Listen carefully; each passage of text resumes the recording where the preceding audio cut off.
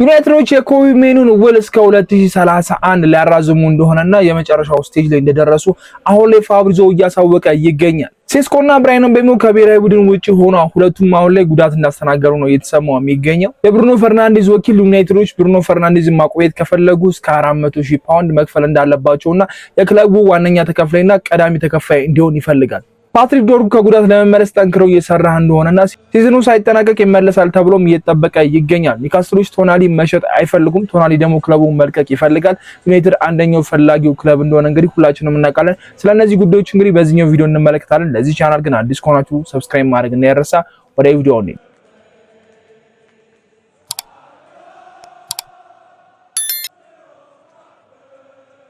ከካሪንግተን ምርቆች መሃል እንግዲህ በደንብ ካሞገስናቸውና አይተን ከወደድናቸው ተጫዋቾች መሃል አንደኛው ኮቢ ሜኑ ነበር። የኮቢ ሜኑ የዚህ ዓመት አጀማመር ከዩናይትድ ጋር ፍጻሜ ያለው ይመስል ነበር። ልክ እንደነ ጋርናቾ በቃ ክለቡን ይለቃል፣ ልክ እንደነ ራሽፎርድ ክለቡን ይሰናበታል ተብሎ ሲጠበቅ ነበር። ሩበን አሞሪም ለስድስት ወራት እንግዲህ ምንም አይነት ጨዋታ ስታርቲንግ 11 ውስጥ አልከተቱትም ነበር። ከሳቸው ከለቀቁ በኋላ እንግዲህ በፍሌቸር ስርም ሆነ በማይክል ካሪክ ስር ደምቆ የታዩ ተጫዋች ነው። ማይክል ካሪክ ሁለቱን የካስሜሮና የሜኑ ጥምረት እንግዲህ ለመሃል ሜዳው ጠንካራ ወሳኝ የመሃል ሜዳ ተጫዋች አድርጎ እየተጫወተ ይገኛል። ለማይክል ካሪክ አንደኛው ወሳኙ ተጫዋች ነውና ማይክል ካሪክ ምን ያህል እንደሚያውቀው እንግዲህ ገና በአሰልጣኝነቱ ሲቀጠር ወደ ዩናይትድ ሲመጣ በቋሚነት አስተላለፍ ውስጥ እያስጀመረው ባለበት ሰዓት እንግዲህ ስለ ኮቢ ሜኑ በደንብ ተናግሮ ነበርና ኮቢ ሜኑ ያንን ማሳየት ይችላል። በተለይ የመጀመሪያዎቹ ጨዋታ የሲቲ ጨዋታ ላይ ኮቢ ሜኑ ምን ያህል አቅም እንዳለው በደንብ ያሳየበት ማይክል ካሪክ በመጀመሪያው ጨዋታ ራሱን በደንብ ባሳየበት ጨዋታ ዩናይትዶችም የመጀመሪያ ጨዋታቸውን በማይክል ካሪክ ስር ሲያረጉ በደንብ ደምቆ የታዩ ተጫዋች አንደኛው ኮቢ ሜኑ ነው ማለት እንችላለን። ምንም የሚካድ ነገር አይደለምና ዩናይትዶች ሊያጡት የነበረውን ተጫዋች እንግዲህ በዚህ አመት ብዙ ከኮቢ ሜኑ ጋር በተነሳ እንግዲህ ውዝግብ ነበረው። ጋዜጠኞች ሩበን አሞሪም ሲያስጨንቁት ነበር። ከጋዜጠኞች ውጪ የዩናይትድ ሌጀንዶች ሲያስጨንቁት ነበር። የኮቢ ሜኑ ቤተሰቦች ወንድሙ መጥቶ ቲሸርት እስከሚለብስ ድረስ የደረሰበት ብዙ ሰጣ ገባ ውስጥ የገባበት ነገሮች ነበሩ። ዩናይትድ ውጤታማ አልነበረም። ብሩኖ ፈርናንዴዝ በ8 ቁጥር ቦታ ምንም እንኳን ለጎል ተሳትፎ የቻንስ ክሬት በማድረግ አሪፍ ቢሆንም ከካስሜሮ ጋር ተጣምሮ በመከላከሉ ሂደት አሪፍ እንዳልነበረ በጣም ግልጽ ነውና ብሩኖ ፈርናንዴዝ ሲተችበት የነበረበት አጋጣሚ ነው። ያንን ለሳውዲ ተሽጦ 100 ሚሊዮን አትርፈን እነ ባሊባን እንግዛ ሌላ የመሃል ሜዳ ተጫዋች ይምጣበት ስንል የነበረው አንደኛው ሪዝን ብሩኖ ፈርናንዴዝ 8 ቁጥር ቦታ መጫወቱና ኮቢ ሜኑ ቤንች መሆኑ ነበርና ማይክል ካሪክ ሁለቱም እንግዲህ በዩናይትድ ቋሚ ቦታ ላይ መጫወት እንደሚችሉ ብሩኖ ፈርናንዴዝ ነው ራሱን ሞር የሚመችበት ቦታ ላይ ስላገኘና ራሱን ሞር ስላሳየ 10 ቁጥር ቦታ ላይ ሲመጣ ተመችቶት ምንም አይነት ጫና ሳይኖርበት መጫወት ችሏልና ኮቢ ሜኑ ደግሞ እዛ ቦታ ላይ እንደሚመጥን ማሳየት ችሏል። ስለዚህ ዩናይትዶች ይሄንን ታዳጊ እንግዲህ ውል ለማራዘም አሁን ላይ ያነጋገሩ እንደነበር የተወሰነ ነገር ተሰምቶ ነበር። ከማጉዌር ጋር አንድ ላይ ነው ውሉን ለማራዘም እያሰቡ የነበሩት። የኮቢ ሜኑ ውል ግን አሁን ላይ የመጨረሻ ስቴጅ ላይ እንደደረሰና ኮቢ ሜኑ በዩናይትድ ቤት እስከ 2031 የሚያቆየውን ውል እንደሚፈርም እንግዲህ አሁን ላይ እየተሰማ ይገኛልና ዩናይትዶች ትክክለኛ ውሳኔ ወስነዋል። ኮቢ ሜኑ ገና በጣም ታዳጊ ነው። በጣም ረጅም ዓመት ዩናይትድ ሊያገለግል የሚችል ተጫዋች ነው። ይሄንን ተጫዋች ሳናጣው ሩበን አሞሪም መሰናበታቸው በጣም ትልቅ ነገር ነው ብዬ አስባለሁና ሩበን አሞሪም መሰናበታቸው ወደ ሻምፒዮንስ ሊግ የምናደርገውን ጉዞ በደንብ አፍጥኖልናል።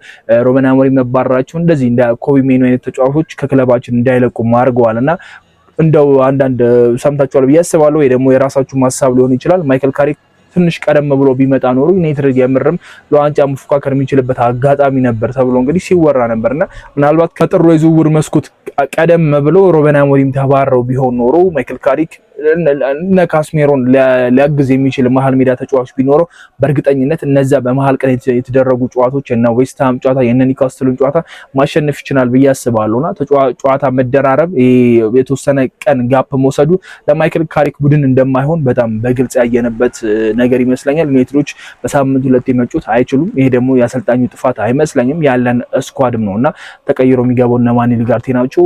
ኮቢ ሜኑን ቀይሮ ሊገባ የሚችል አላረን አሪፍ ምንለው ምንም ተጫዋች የለንምና ስለዚህ አሰልጣኙ ላይ መፍረድ ከባድ ነው። ዩናይትድ ግን ቢያንስ ቀደም ብሎ ሩበን አሞሪምን አባረው ቢሆን ኖሮ የጃንዋሪ ዝውውር ላይ የሆነ ተጫዋች ልንሰማ እንችል ነበር ብዬ አስባለሁና ብቻ ዞሮ ዞሮ ኮቢ ሜኑን አለማጣታችን አንድ ለኛ ከሻምፒዮንስ ሊጉ ወደ መግባት በላይ ይሄኛው ወሳኝ ነገር ነው ብዬ አስባለሁ። መሀል ሜዳውን ዩናይትድ ለማጠናከር ጠንክሮ እየሰራ ነው። እንደዚህ በእጁ ያለውን ተጫዋች ደግሞ ውል ማራዘም በጣም ተገቢ ነገር ነው። ኮቢ ሜኑ ይፈርማል ተብሎ ይጠበቃልና በምን ያህል ፓውንድ ተከፋይ ሊያደርጉት ይችላሉ፣ ኮቢ ሜኑ ምን ጥቅም ያገኛል የሚለው ነገር እስቲ ደግሞ ሲፈራረሙ ደግሞ የምናወራበት ይሆናልና አሁን ላይ እንግዲህ የተሰማው ያው የኢንተርናሽናል ብሬክ ላይ ስላለ ተጫዋቾች ወደ ሀገራቸው እንግዲህ ጥሪ ተቀብለው ወደዛ ያመራሉ። ከነ ሴስኮ ከነ ብራይን ውጪ እንግዲህ ጥሪ ከቀረበላቸው ውጪ እንዳልሄዱ ነው የተሰማ የሚገኘው። ሁለቱ ጉዳት አስተናግዷል እየተባለ ነውና ጉዳቱ ምን ያህል መጠን እንደሚቆይ ምናቸውን ተጎዳ ግልጽ አይደለም።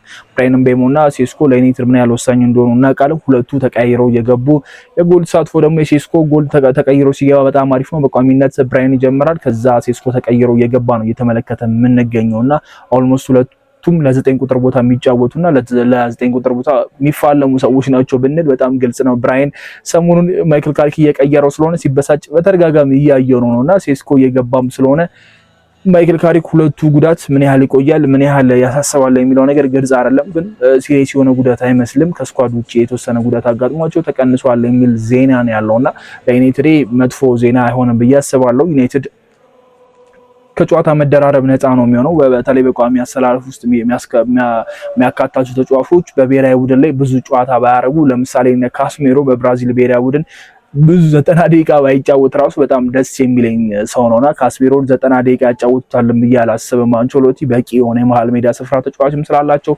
ካስሜሮን ልምድ ስላለው የተወሰነ ሊጠቀሙበት ይችላሉ። ግን ያው ፍሬንድሊ ጌሞች ናቸው አሁን ላይ እየተደረጉ የሚገኙትና 90 ደቂቃ እንደማይጫወት ተስፋ አደርጋለሁ። ስለዚህ የነ ሴስኮ እና የነ ብራይን ምቤሞ መጎዳት ጥሩ ነው ብዬ መናገር ይችላል። ጉዳቱ ከፍ ማይል ከሆነና የተሰማው ያ ነው። የብሩኖ ፈርናንዴዝም እንግዲህ ዩናይትዶች አንደኛው ውል ከሚያራዝሙላቸው ተጫዋቾች ማለትና ከክለባቸው ውስጥ እንዲቆየር የሚፈልጉት ተጫዋች ብሩኖ ፈርናንዴዝ ነው። ምንም ጥያቄ የለውም። ብሩኖ ፈርናንዴዝን ለመሸጥ ባለፈው ክረምት ላይ እንግዲህ ዩናይትዶች አስበው እንደነበረ ራሱ ብሩኖ ፈርናንዴዝ አወርቷልና እንደተከዳው አይነት ስሜት ነው የተሰማኝ ብሎም እንግዲህ ፖርቹጋል ሚዲያ ላይ ያንን ነገር ሲናገር ነበረ። ሩበን አሞሪም ናቸው እንድቆይ ያረገኝ የሳውዲ ጥያቄዎች በጣም ከፍተኛ ገንዘብ ስለነበረ የሩበን አሞሪም ሲስተም ለብሩኖ ፈርናንዴዝ እንደማይሆን ደጋሞ ሲነገርም ስለነበረ ብሩኖ ፈርናንዴዝን ያጠፋዋል የሚል ነገር ስለነበረ ብሩኖ ፈርናንዴዝ የመጀመሪያዎቹ ጌሞች ላይ ሲተች ነበር። በተለይ ፔናልቲዎች መሳቱ በቤንፎርድ በፉላም ጨዋታ ላይ ዋጋ የሚያስከፍሉ ፔናልቲዎች ነበር ሲያባክን የነበረውና እነዛ ሞመንቶች ለሱ መጥፎ ነበረ። አሁን ግን ምቾት ላይ ነው ያለው። ለፕሪሚየር ሊጉ የአመቱ ምርጥ ተጫዋችነት እጩነት መሃል አንደኛው እና ከዲክላን ራይስ ጋር የተፎካከረ የሚገኝ ተጫዋች ነው። እንደውም ዲክላን ራይስ በሲቲና በአርሰናል በተደረገው የካራባኦ ካፕ ፍጻሜ ላይ እንደ ትልቅ ተጫዋች አልሆነም። ትልቅ ተጫዋች እንደዚህ አይነት ዋንጫዎች ላይ እንደዚህ አይነት ፋይናል ጨዋታዎች ላይ ራሱን ማሳየት ይችላልና ብሩኖ ፈርናንዴዝ እና ዲክላን ራይስን አታወዳድሩ የሚሉ ነገሮች በጣም እየበዙ ይገኛሉና ብሩኖ ፈርናንዴዝ እና ዲክላን ራይስን ማወዳደር በጣም ከባድ ነው። ምንም የሚነጻጸሩ ነገሮች አይደሉም። በፕሪሚየር ሊጉ አሪፉ አማካኝ ብሩኖ ፈርናንዴዝ ነው። ያው ድርሻቸውም የተለያየ ነው። አጫወታቸውም በጣም ይለያልና ያ ዲፕ የሆነ ነው፣ ግን ቦክስ ቱ ቦክስ የሚጫወት ተጫዋች ነው። ብሩኖ ፈርናንዴዝ 10 ቁጥር ነው። መሀል ላይ የሚጠበቅበትን ነገር የሚያደርግ ተጫዋች ነው። ግን ደግሞ ስናነጻጸራቸው ከክለብ ጠቃሚነት አንጻር ብሩኖ ፈርናንዴዝ ሞር የጎላ ነው። ግን ስለ ፕሪሚየር ሊጉ እያወራን ከሆነ በዚህ አመት ምናልባት አርሰናል ዋንጫውን ካነሳ ነው የማንሳት እድል ስላለው ነው ከዲክላን ራይስ ጋር ያወዳደሩት ያሉት። ብሩኖ ፈርናንዴዝ በዚህ አመት እያደረገ ያለው እንቅስቃሴ በጣም አሪፍ እንቅስቃሴ እንደሆነ እየተመለከተን ነው። ያው የነ ሄነሪን ሪከርድ ይሰብራል ተብሎ ይጠበቃል። በፕሪሚየር ሊጉ ታሪክ ከፍተኛው የአሲስት ያደረገ ተጫዋች ለመሆን እየተንደረደረ ነው። ከነ ክርስቲያኖ ከነ ሜሲ በላይ እንግዲህ 100 ጎሎችና 100 አሲስቶች በማድረግ እንግዲህ ቀዳሚ ተጫዋች ሆኗል። ከነሱ ባነሰ ጨዋታ ነው እንግዲህ ይህንን ነገር ማሳካት የቻለው። እንግዲህ የተጫዋች ፕሪሚየር ሊግ እና በዩናይትድ እየተጫወተ ነው ይሄንን ነገር ማድረግ የቻለው። ቀላል አይደለም። በዚህ ዩናይትዶች እና ክርስቲያኖ ሲያልፉ በፕሪሚየር ሊግ በዩናይትድ ቤቶች አሪፉን ዩናይትድ ነበር ያገኙት። ብሩኖ ፈርናንዴዝ ግን አሪፉን ዩናይትድ እንዳላገኘ ሁላችንም እናውቃለን። ግን ዋንጫ ባይኖረውም የፕሪሚየር ሊግ ባያሸንፍም ትላልቅ ዋንጫዎች ባያገኝም ቢያንስ በታሪክ የሚወደስበት አንድ ነገር አለ። ብሩኖ ፈርናንዴዝ ባይኖረው ኖሮ የባለፈው አመት የሩበን አሞሪም ቲም እርግጠኝነት ለዓለመውረድ ነበር የሚጫወተው። ኦልሞስት ለዓለመውረድ የተጫወተ ነው። ግን በጣም የሚያስፈራ አይነት ሁኔታ ውስጥ እንገባ ነበር ብሩኖ ፈርናንዴዝ ባያኖረን። ምናልባት ብሩኖ ፈርናንዴዝ ምን ሰራ ተብሎ በዩናይትድ ቤት ምን አሳካ ቢባል ዩናይትድ እንዳይወርድ አድርጌያለሁ ማለት መብቱ ነው ብዬ መናገር እችላለሁ። በተለይ የሩበን አሞሪም ቲም ያኛው ተወረስት ማናጀር ተወረስት ቲም ራሱ ሩበን አሞሪም ገልጾታልና በጣም በዩናይትድ ታሪክ የታየው መጥፎ ቲም የሩበን አሞሪም ቲም እንደሆነ እናውቃለን። ዩናይትድ ላለመውረድ ወይ ደግሞ ያልወረደበት አንደኛው ምክንያት ብሩኖ ፈርናንዴዝ ነው። ስለዚህ ይህንን ተጫዋች በዚህኛው ዓመት ደግሞ እያደረገ ያለው ነገር በጣም ጸዴ ነገር ነው። በሚቀጥለው ዓመት የጨዋታ ብዛቶች ይኖራሉ። ዩናይትድ ወደ ቻምፒየንስ ሊግ ይገባል ተብሎ ይጠበቃል። ወደ ቻምፒየንስ ሊግ ሲገባ ደግሞ እንደዚህ ትላልቅ ተጫዋቾች ለመድረኩ አዲስ ያልሆኑ ተጫዋቾችን ደግሞ መያዝ በጣም ትልቅ ነገር ነው። ሳምንታዊ 400 ለሱ በጣም ይገባል። ካስሜሮ እንኳን 300 ምናምን እየተከፈለው ነበርና 400 ለሱ መክፈል በጣም ተገቢ ነው። ዩናይትዶች ውሉን ለማራዘብ ይሄንን ክፍያ ይከፍላሉ ተብሎ ይጠበቃል። እስቲ እሱንም ጉዳዩ ያው የክረምቱ ዝውውር ላይ በደንብ የምንሰማው ነገር ነው። ወይ ደግሞ ልክ እንደ ኮቢ ሜኑ አሁን ላይ የሚሰማ መረጃዎች ከሆነ ብሩኖ ፈርናንዴዝ ዩናይትድን ለመልቀቅ ይወስናል ብዬ አላስብም በዚህኛው የክረምቱ ዝውውር። ከለቀቀ ግን ለዩናይትዶች ትልቅ ራስ ምታት ነው የሚሆነው ተብሎ ይጠበቃል። እሱን ለመተካት ትልቅ ስራ ነው የሚሆነው። እያሰቡ ያሉት የ10 ቁጥር አማካኝ ተጫዋች ሳይሆን ዲፌንሲቭ እነ 6 ቁጥር እነ 8 ቁጥር ቦታ ላይ ያሉትን የመሃል ሜዳ ቦታ ከቨር ለማድረግ ነውና ብሩኖ ፈርናንዴዝን በየትኛውም ደሞዝ ለማቆየት ይወስናሉ። የተወሰነ ዓመት ያስጨምሩታልም ተብሎ ይጠበቃልና እስቲ እንመለከተው ነው የሚሆነው። ሌላኛው እንግዲህ ቶናሊ ነው። ቶናሊ ከክለባችን ጋር እንግዲህ በደንብ ስሙ እየተያዘ ነው። ሌላኛው ብሩኖ ጊማሬዥም አለ። ስለሱ በደንብ አውርተናል። አንዳንድ መረጃዎች ውሸት ነው ሲባሉ ነበር። ባለፈው ቪዲዮ ካላያችሁ መለስ ብላችሁ ማየት ይችላላችሁ። ፋብሪዞ ያንን ነገር እንዳረጋገጠውም ነገራችሁ ነበርና አሁን ላይ እንግዲህ ቶናሊን ኒውካስትሎች መሸጥ አይፈልጉም እና ክለቡን እንዲለቅ እየፈለጉ አይደለም። ቶናሊ ግን ክለቡን መልቀቅ ይፈልጋል። ዋነኛው ምርጫ ግን ወደ ጣሊያን መመለስ ነው ቶናሊና ግን አሁን ላይ በጣም ብዙ ክለቦች እየፈለጉት ይገኛሉ። አርሰናል፣ ዩናይትድ፣ ሊቨርፑልንም ጨምሮ እነ ጁቬንቱስም ይፈልጉታል። ጣሊያን መመለስ ከፈለገ የሴሪያ ቲሞች ሞር አድቫንቴጅ ይወስዱብናል ብዬ አስባለሁና ዩናይትዶች የቶናሊን ጉዳይ በደንብ እያጠኑበት እንደሆነና ቶናሊ ወደ ዩናይትድ ለመቀላቀል የቻምፒየንስ ሊግ መሳተፉን ዩናይትድ ማረጋገጥ ይፈልጋል። ፕላስ ደግሞ አሰልጣኙ ማን ነው የሚለውን ነገር ጥያቄ ውስጥ የሚያስገባና እስካሁን ድረስ ዩናይትዶች ምንም አይነት ንግግር ከማንም አሰልጣኝ ጋር እያደረጉ እንዳልሆነ ነው እንግዲህ እየተሰማ የሚገኘውና በማይክል ካሪክ ስር ዩናይትድ ጥሩ የሚባል ግስጋሴ ላይ ያለው ዩናይትድ ማይክል ካሪክን ሊያባረበት የሚችል ምንም አይነት ሪዝን አለው ብዬ አላሰብም። ማይክል ካሪክ ከዳኛ ጋር እንኳን ተጫውቶ እንደማይሸነፍ ተመልክተናል። በእንደዚህ አይነት ጨዋታ ሩበን አሞሪም ቢሆኑ እውነት ለመናገር እንሸነፍ ነበር። የበርንማውዝን ጨዋታ በጣም ግልጽ የሆነ ፔናልቲ ለምን እንደተከላከለን አናውቅም። በበርንማውዝ ጨዋታ ላይ የማጉዌር ቀይ ዋጋ የሚያስከፍል ነበርና እንደዚህ አይነት ጨዋታዎች አሉ። የምንሸንፍባቸው አጋጣሚዎች አንድ ብለን ነው የምናነሳው እንግዲህ የኒውካስትሉን ጨዋታ በማይክል ካሪክ ስር። ሌሎቹን ግን ጥሩ ፐርፎርም አድርጉ የቪላውን ጨዋታ ማንሳት እንችላለን። ብዙ ተተችቶ መጥቶ ቪላ ላይ እንግዲህ ማሸነፍም ይችላል። የበርንማውዝ ጨዋታ ላይ ደግሞ ከረፍት በፊት በጣም ብዙ ኳሶች ሞክረው ግን ያንን ወደ ጎል መቆየት ስላልቻሉ ብቻ ነው እንግዲህ ዩናይትዶች የመጀመሪያውን አጋማሽ ላይ ጨዋታውን ገለው መውጣት ያልቻሉት።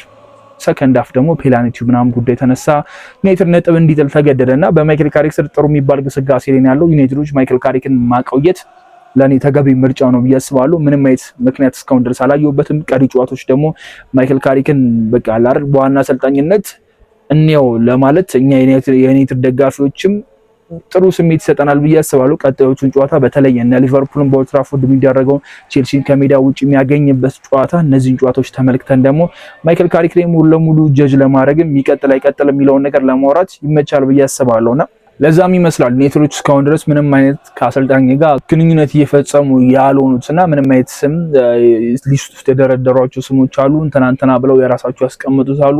ከነዛ ጋር ምንም አይነት ነገር የላቸውምና የማይክል ካሪክን ጉዞ እየተመለከቱ ይመስላል። እንመለከተዋለን የእሱን ነገር።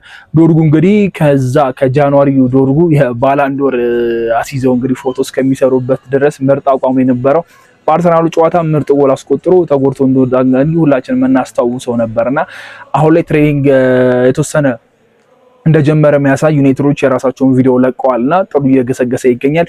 በዚህ በቀሩት 7 ጌሞች እንግዲህ ዩናይትድን ተመልሶ ያገለግላል ተብሎ ይጠበቃልና ዶርጉ ጥሩ የሚባል አቋም ላይ ይገኛል። ዩናይትዶች በዶርጉ የፍለፊት የማጥቃት እንግዲህ ተነሳ የግራ መስመር ተከላካይ ላይ ፍለጋ ለመውጣት እየተገደዱ ይመስላልና አንደኛው ዶርጉ የመጣበት ዋነኛው ጉዳይ ለሉክ ሾው ተተኪ ለመሆን በግራው በኩል ለመከላከል ነበረ።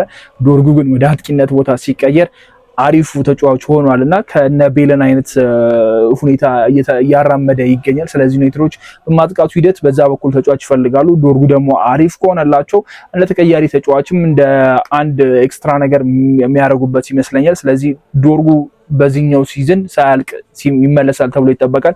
የማቲያስ ደሊት ነገር ግን የመመለስ እድሉ ጠባብ እንደሆነ ነው የሚጠበቀው። ዶርጉ በግሉ ትሬኒንግ መጀመሩ ለዩናይትድም ለማይክል ካሪግም አሪፍ የሚባል ዜና ይመስላልና አሁን ላይ እንግዲህ የተሰሙ መረጃዎች እነዚህ ናቸው። አዳዲስ መረጃዎች ሲሰሙ ደግሞ ማደርሳችሁ ነው የሚሆነው። እናንተ ደግሞ ሰብስክራይብ ማድረግ እንዳይረሳ፣ የቪዲዮ ብዙ ሰዎች ጋር እንዲደርስ ላይክ ማድረጋችሁንም እንዳትረሱ። በሚቀጥለው ቪዲዮ እስከምንገናኝ ይመቻችሁ። ቻው።